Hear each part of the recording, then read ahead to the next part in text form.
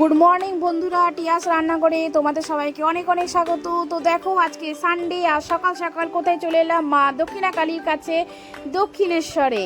তো দেখো এখন আমরা এসকেলেটারে উঠছি। তো এইদিকে কিন্তু একদিকে স্টেয়ার আছে আর একদিকে কিন্তু এসকেলেটার আছে।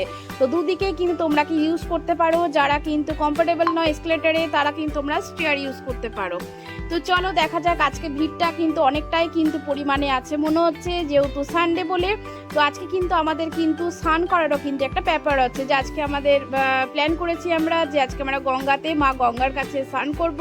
তো স্নান করে তারপরে ফ্রেশ হয়ে আমরা মা দক্ষিণা কালীকে পুজো দেব।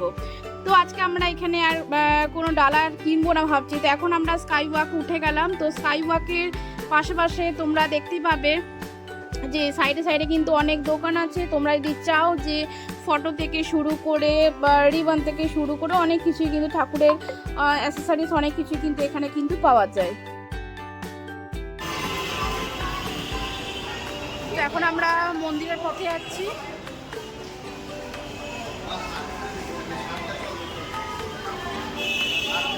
তো আজকে কিন্তু ভীষণ ভিড় আছে সানডে বলে।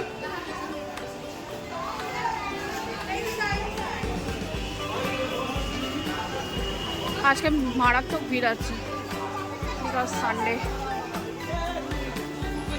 তোমরা সবাই চাইলে কিন্তু স্কাই ওয়াকের ওপরে কিন্তু দোকান থেকে কিন্তু পুজো দেওয়ার জন্য ডালা কিনতে পারো, বাট আমরা ডালা কিনিনি, কারণ আমরা বাড়ি থেকে বেরোনোর সময়তে কিন্তু মিষ্টি দোকান থেকে আমরা প্যাড়া কিনে নিয়েছিলাম।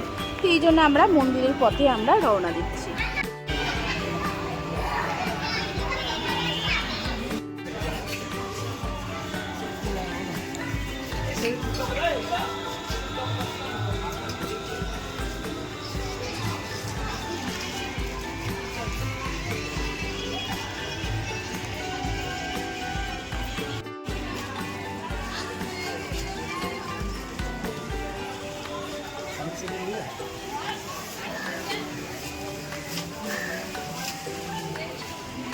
আমরা এখন স্কাই ওয়াকের মধ্যে দিয়ে হেঁটে চলেছি।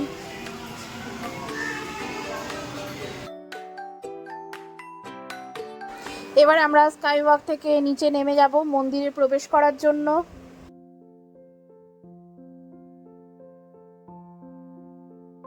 নিচে নেমে যাচ্ছি।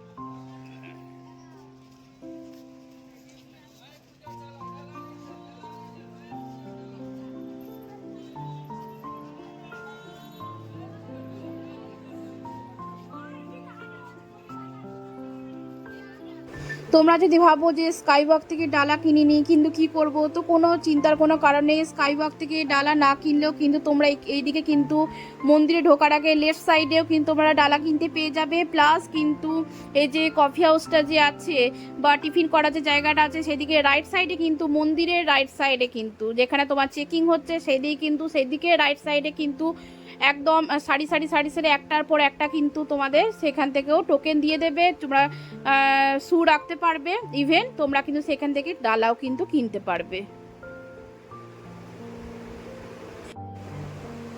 এই যেটা মায়ের মন্দির দূর থেকে দেখতে পাচ্ছ তোমরা। তো আমরা এখন এগোচ্ছি, আমরা এখন স্নান করার জন্য গঙ্গার দিকে। এই যে গঙ্গার কাছে চলে এলাম, এখন আমরা একটু গঙ্গার জলও নেব আর স্নানও করব। মারাত্মক ভিড় আছে, তোমরা দেখতেই পাচ্ছ। যারা এখানে এসে স্নান করে পাশে স্নান করার পরে ড্রেস চেঞ্জ করার কিন্তু সেই পজিশনে কিন্তু আছে, একটা রুম আছে, সেখানে গিয়ে তোমরা ড্রেস চেঞ্জ করতে পারো যারা স্নান করবে বলে মনে করবে।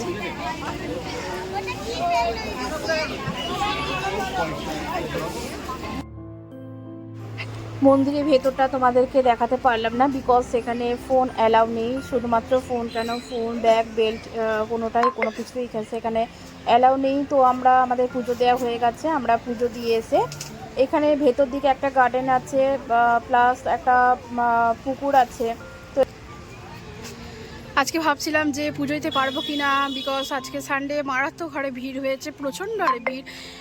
মনে হচ্ছিল যে আজকে আর ঢুকবো না, থাক বাইরে থেকে মাকে দর্শন করে চলে যাবো। তো জানি না আলটিমেট আনএক্সপেক্টলি কিন্তু মানে ভীষণ ভালোভাবে মাকে মানে লাইনও দিতে হয়নি, জাস্ট ঢুকেছি আর হয়তো দুজনের পরে মাকে দর্শন করেছে। সেখানে কিন্তু 10 মিনিট ধরে দাঁড়িয়েও থেকেছিলাম মায়ের কাছে, মানে এতটাই ভালো দর্শন হবে, মাকে এতটাই ভালো দর্শন করতে পারবো দাঁড়িয়ে। ইভেন মায়ের কাছে যে এতক্ষণ দাঁড়িয়ে থাকতে পারবো, সত্যি এটা মানে আনএক্সপেক্ট পুরোটাই। তো সত্যিকারে মা টেনেছে, তো মা ডাকে সাড়া দিয়েছে।